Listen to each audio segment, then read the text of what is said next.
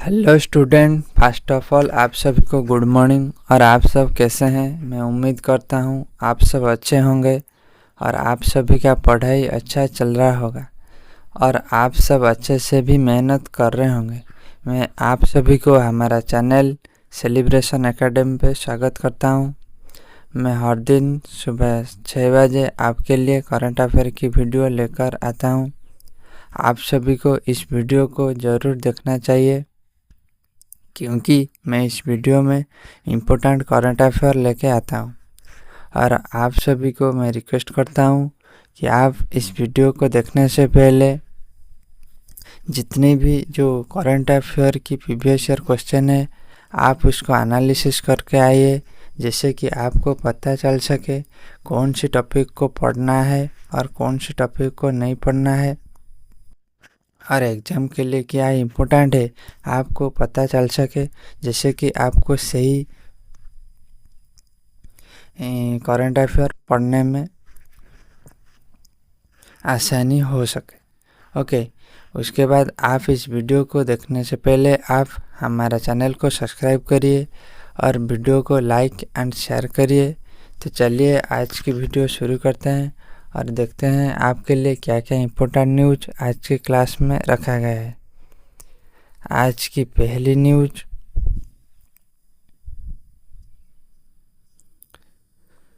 एक डे से आज शुरू करेंगे।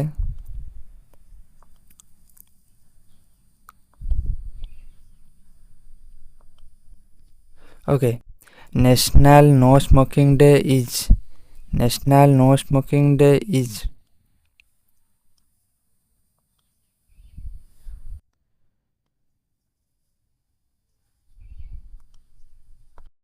okay, national no smoking day is annually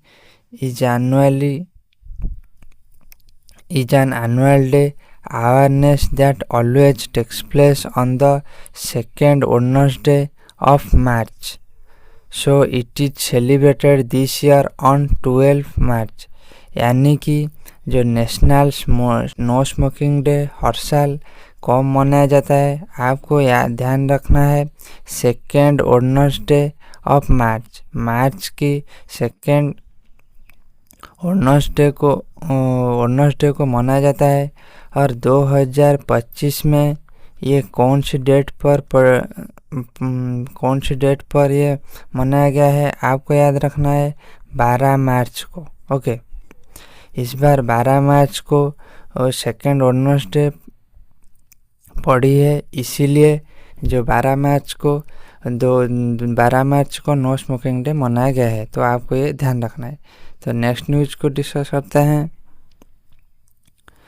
जो classical singer Garimella Balakrishna Prasad passes away at the age of 76। यानी कि एक ऑबिचुरी न्यूज है। यहाँ पर जो सिंगर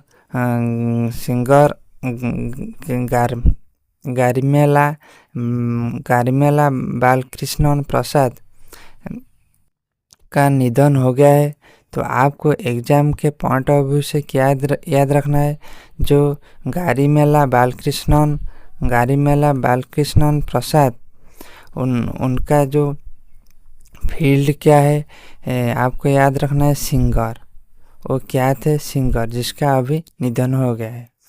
आपका उनका नाम याद रखना है, गारिमेला बालकृष्णन प्रसाद। ओके, नेक्स्ट न्यूज़ को चलते हैं। देखिए, the parliament has passed the railway amendment bill 2024 with the Rajya Sabha approving it today। The bill seeks to amend the Railways Act 1989 and is intended to enhance the power of Railway Board and enhance the functioning and independence the body।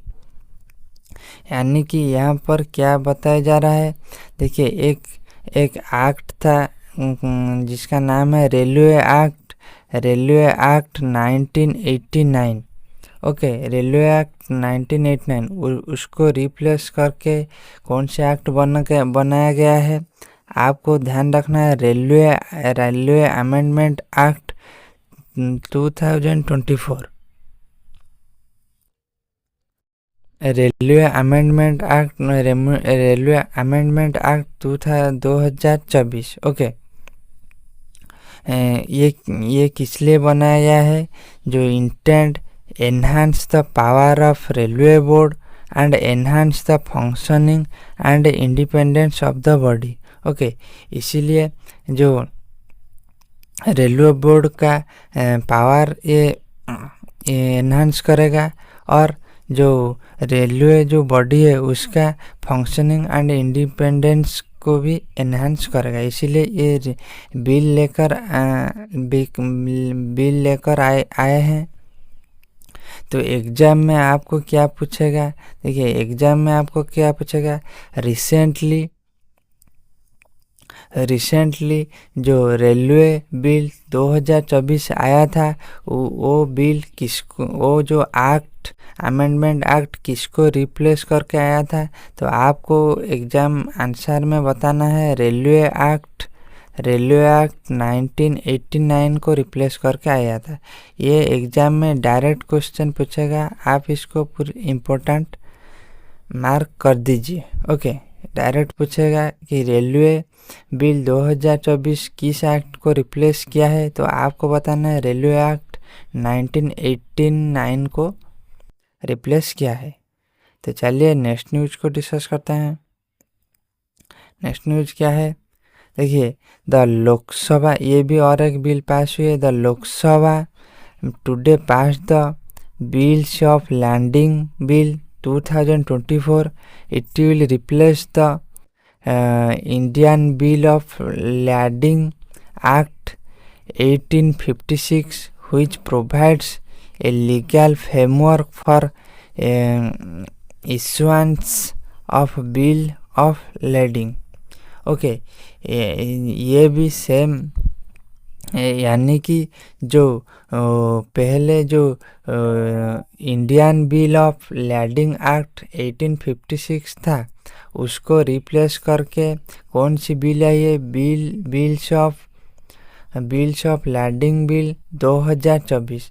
तो exam में आपको पूछेगा जो bills of lading bill 2024 ये कौन सी bill को replace करके आई है? तो आपको सिंपली बताना है Indian bill of lading act 1856।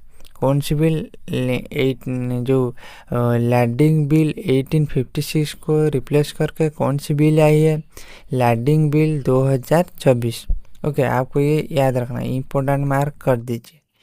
Okay, ये कोई एग्जाम में आप प्रीवियस ईयर क्वेश्चन देखोगे, ये इस टाइप का क्वेश्चन डायरेक्ट पूछता है कि कौन सी बिल को कौन सी बिल ने रिप्लेस किया है। ओके, नेक्स्ट न्यूज को डिस्कस करते हैं। देखिए, Jayashree Venkatesan win Ramsar award for wetland wise use. Okay, यहाँ पर एक अवार्ड मिली है जिस अवार्ड का नाम है रामसर अवार्ड। और ये रामसर अवार्ड किस लिए दिया गया है? वेटलैंड वाइज यूज के लिए। और ये किसको मिली है? Jayashree वेंकटसन।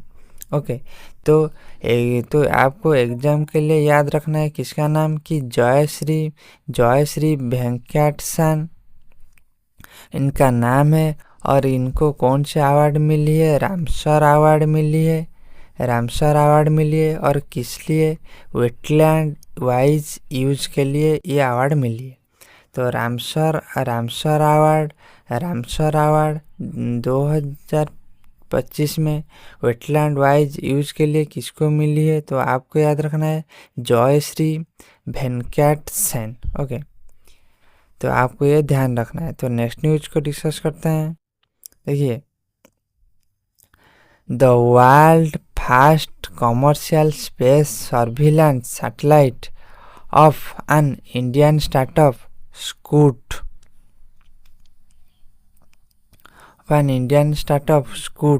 launched by Bangalore based startup Digantara. Okay, तो यहाँ पर क्या बताया जा रहा है, यानी कि देखिए जो स्कूट क्या है, scoot the world first commercial space surveillance satellite, जिसका नाम है स्कूट, और इसको किसने लॉन्च की है, जो इंडियन बेस्ड और बेंगलुरु बेस्ड एक स्टार्टअप है जिसका नाम है दिगंतरा। ओके, तो ये ये वर्ल्ड की और इंडिया की पहली कमर्शियल स्पेस सर्विलांस सैटेलाइट होने के बाद ये आपके एग्जाम के लिए इम्पोर्टेंट हो जाता है। तो आपको याद रखना है इस सैटेलाइट का नाम क्या है, स्कूट। स्कूट स्कूट क्या है, the world first commercial space surveillance satellite, और इसको किसने लॉन्च किए, तो बेंगलुरु बेस्ड और इंडिया बेस्ड स्टार्टअप जिसका नाम है दिगंतरा। आपको याद रखना है इसका नाम क्या है, दिगंतरा। ओके, स्कूट को किसने लॉन्च की है, दिगंतरा। तो नेक्स्ट न्यूज़ को डिस्कस करते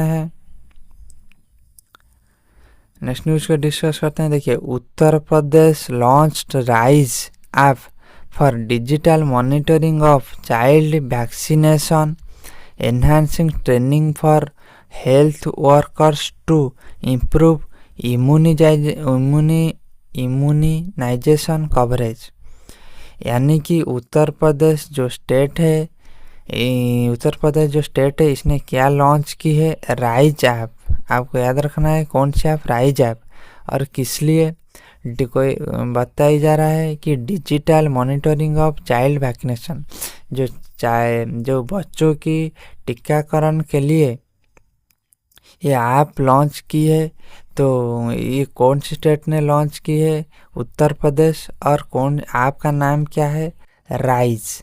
तो आपको सिंपली एग्जाम में पूछेगा जो डिजिटल मॉनिटरिंग के लिए, मॉनिटरिंग ऑफ चाइल्ड वैक्सीनेशन के लिए जो ऐप बनाया गया था राइज, इसको कौन सी गवर्नमेंट या कौन सी स्टेट ने बनाया था, कि कौन सी स्टेट या कौन सी गवर्नमेंट की ये ऐप है, आपको बताना है उत्तर प्रदेश। ओके, जिसका सीएम कौन है, योगी आदित्यनाथ। ओके, तो आपको ये याद ध्यान रखना है। तो नेक्स्ट न्यूज़ को डिस्कस करते हैं।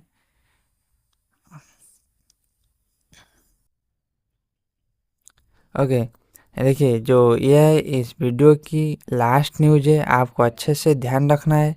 देखिए न्यूज़ क्या है, HDFC bank has launched project hack हवाई अनुभवी। इसका फुल फॉर्म आपको याद रखना है, हवाई Anubhavi Kalyan Kendra to provide support and service to Indian air force pensioners, veterans and their family. Okay, यानी कि यहाँ पर न्यूज़ क्या है, जो HDFC बैंक ने एक प्रोजेक्ट लॉन्च की है जिसका नाम है हैक, और उसका फुल फॉर्म क्या है, हवाई अनुभवी कल्याण केंद्र। इसको किस लिए लॉन्च किया गया है, क्योंकि ये जो हेल्प करेगा, सपोर्ट और सर्विस प्रोवाइड करेगा किसको, जो इंडियन एयरफोर्स में जो पेंशनर हैं और जो उनका फैमिली को ये इंश्योरेंस के तौर पर सपोर्ट और सर्विस प्रोवाइड करेगा। तो आपको सिंपली याद रखना है जो हॉक, आप इसका फुल फॉर्म याद रखना है, हवाई अनुभवी कल्याण केंद्र। इसको किसने लॉन्च की है, तो आपको याद रखना है HDFC बैंक ने इसको लॉन्च की है। और ये जो हॉक सर्विस, जो हॉक प्रोजेक्ट कौन सी कैटेगरी लोगों के लिए बनाया गया है, तो आपको याद रखना है जो इंडियन एयरफोर्स में एम्प्लॉय हैं, जो सर्विस प्रोवाइड करते हैं उनके लिए है। ओके, एयरफोर्स में जो जॉब की हुई है, इंडियन एयरफोर्स में जो जॉब की हुई है, ये प्रोजेक्ट उनके लिए लॉन्च किया गया है। प्रोजेक्ट का नाम क्या है, हॉक, और इसको किसने लॉन्च की है, HDFC बैंक ने। ओके, तो आज के लिए इतना ही। आपको एंड तक वीडियो देखने के लिए थैंक्स। तो फिर मिलेंगे नेक्स्ट वीडियो में।